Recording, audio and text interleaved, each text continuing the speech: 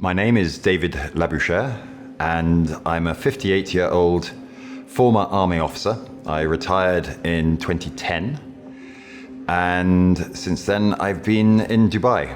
And in Dubai, slightly glib, but I now help people lengthen their lives.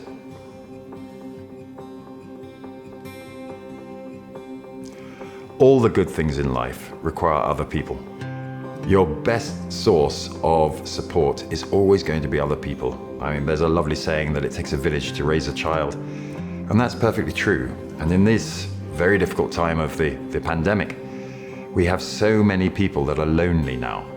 Loneliness kills. Loneliness is lethal. So look for a community, and a community is not Facebook, it's not Instagram, it's not Twitter, it's not LinkedIn. A community is real people. Now, it's not easy when you're wearing a mask, or that you have to stay 2 meters apart.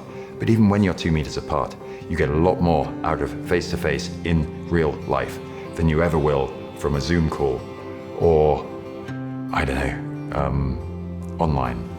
Get outside and get offline. There is nothing that I would change from what I've done since birth to today. Nothing. Everything I have done has given me more benefits than disbenefits. Everything I have done has proven to be of value. While at the time, sometimes it didn't feel so good. But looking back, even though it felt pretty demanding at the time, I think it just gave me good life lessons and gave me an idea of how to do things differently next time. So I've loved my time on this earth, and I'm planning to make the second half even more fun than the first half. And that's the big goal now, is to enjoy life, live life with happiness, and make sure I carry as many people as possible along with me on that journey. Nobody knows what their path's going to do, but the secret might be to just say yes. Take the opportunity. There's a description of luck that I like, and that is when preparation meets opportunity. When you're prepared to say yes without any real idea of what it is you're saying yes to, that's when the opportunities arrive. And the deathbed literature is absolutely clear. Nobody regrets the risks that they did take. I think as a man, I've always been somebody who has explained why we're doing something and then asked people to do it their way. But I don't think even in the military, in 30 years of experience, I don't think I ever gave an order. I never said, do this. I said, this is what we need to achieve. How are we going to do this? And ask the question. And that way people own the answer. They own their part in the plan.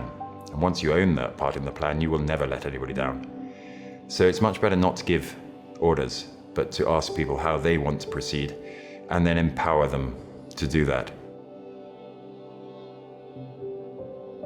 So there's a difference between living your life commercially and living your life as a transaction. Younger people tend to live their lives as transactions. They tend to say, if I give this, will I get more back? Now that's one way to do business. It's short term and it doesn't lead to happiness. The other way to do business is just to say, I'm going to give all of this, expect nothing in return. And the more I give, the more I find comes back. But expect nothing and you'll gain it all. It'll all come back. Make a connection that you did not need to make. Just pick up the phone, scroll through your contacts and go, bing, and ring that person. For no ulterior motive. You've got no reason to do it. You don't want anything. You'll shock the hell out of them.